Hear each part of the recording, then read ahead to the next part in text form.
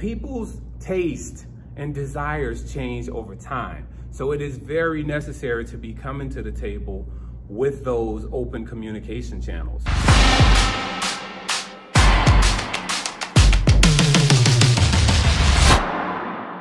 What's good, kings and queens? It is halftime. That's right, 2021 is passing us by so fast. I looked at my calendar and I thought, gosh, it's day one. And when you break things down into quarters, it's really halftime of 2021. And before you know it, you're gonna be buying Christmas gifts and it's gonna be Christmas. And you're gonna look back and like, ask yourself, how many things did I accomplish? This video is to keep you on track with that. So let's go. We're gonna be talking about your financial goals, your fitness goals, your relationship goals, and your career goals, your professional goals, all of those in no particular order, but let's get into it, let's talk. Anytime if you've ever played any organized sports or any type of game that is broken down into time increments, you get to a place where there is a place called halftime. And you go to the locker room and the coach tells you what's going right, what's going wrong, where you need to adjust, and then you follow the coach's rules. So you may be your own coach, you may have a personal coach, but this is the time for the adjustments. What game plan and what rules did you set for yourself at the beginning of the year? One of them was probably to get in shape. So let's talk about that. Let's start there. Are you hitting your goals? Are you at a place to where you can say you are successfully on track to lose the weight that you want to gain the weight that you want to eat healthier, to get off of medication? If you haven't, now's the time for some adjustments. Now's the time to bring somebody in as an accountability partner. Those are the things that matter. So I can recall many of you asking about a part of my workout plan, the ab workout plan, right? And I've shared that, and people have asked about the plan and other things that I cook and how I eat. And what I have, I will freely share. I will give it as a resource. And I know for a fact that people don't value what's free most of the time, and people don't value what they don't pay for. I can assure you this one thing when it comes to your fitness goal. If you get yourself in the routine of doing things for a few days, a few weeks, and keep the routine going, it will become a part of your daily journey. It's not for you to step on the scale and say, oh my gosh, I lost 50 pounds in 18 days. But it is for you to see that you can repeat a process and that you can be successful at it and that you can adopt that for the rest of your days, that you can adopt that into your future. That's what this is all about. So if that is a part of your journey, a part of your goal that you have to adjust, let's get to it, let's do it. Let's hit financial goals, right? We talk about health is wealth, so let's get into that wealth part. You cannot save your way to thousandaire status or millionaire status or billionaire status by not paying attention. Money goes and stays where it is appreciated, and what you focus on expands. When was the last time you looked at your budget? When was the last time you set a financial goal? Do you even have a financial goal? What do your investments look like? Do you want to have a certain net worth by a certain time, right? I do this every quarter. It's January, April, July, November, something on that schedule. Put it in your calendar, automate it, and pay attention to it. I do pay attention to it a lot more often than that, but that's a particular financial audit that I do on myself quarterly.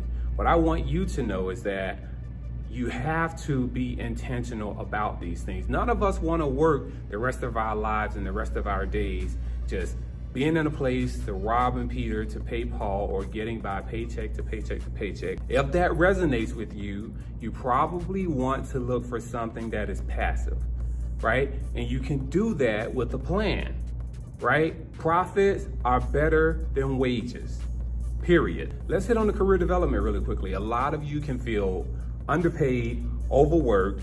Some of us are just sitting around doing bare minimal, right? And bare minimum doesn't get the attention. Think about stars in the sky, right? The brightest stars shine. And when you look up in the sky at night, what do you see? You look for the brightest thing up there, and that's who you have to be as an employer. That's who you have to be as a business owner offering your services to other people. You've got to beam right? And just be the brightest thing out there. Doesn't mean you have to be the loudest, but be the brightest, right? These things matter. If you're in a place where you are not being appreciated on your job, go get another one. This is the perfect time to get a job while people are quitting. You can get tons of jobs that you're not holistically qualified now, but if you can get your foot in the door, if you get your foot in the door and just shine and do the things that people don't want to do, work 2 or 3 levels above what they hired you for, show your value. I see it. If you show it to someone else, I'm pretty sure they're gonna see it too. So get in there, do the hard work, do the things that no one else wants to do. And I guarantee you, this can help you to shine and get that promotion and elevate to the place that you were always meant to be. Last thing I'm gonna close with is relationship goals. We cannot forget about that, because if we're doing all of these things and we are in a place to where we're working, we're saving, we're investing for that one beautiful day where you could wake up, not one beautiful day, but a part in your life, a part of your life where you can wake up and you can enjoy the fruit of your labor, right? You want to enjoy it with someone that you love. You want to enjoy it with someone that's come along with you and helped to build this. But if you have not communicated what you want your next 5 years to look like, your next 10 years to look like, you may want to go live in the suburbs and she may want to go live in the desert. You need to be talking about these things. People's taste and desires change over time. So it is very necessary to be coming to the table with those open communication channels. You may say, you know what, in 10 years, I want to retire and I just want to move and live in Phuket, Thailand. She may be like, I want to retire and move back to Mississippi. So we got a night and day experience here. And I think, I know for a fact that communication is key.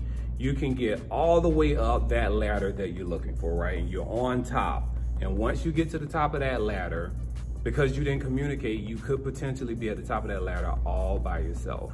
It's a sad day, super sad day. We don't want that. We don't want that for you. We don't want that for your spouse. Your children, they're a part of that relationship goal too, right? What goals do you have for your children? Do you and your spouse or partner want more children, right? It's not to say that you can plan every little detail out, but it helps along the way. Here's one resource I definitely want to leave with you. The book is called Halftime. It talks about how you get to a point in your life where you need to make those adjustments. I will leave the link to the book down in the description box. And one big lesson from the book is that you don't have to wait for halftime for adjustments. You can make those adjustments anytime, and that's what I'm challenging you to do. Ladies and gentlemen, it's halftime. Get your game plan together.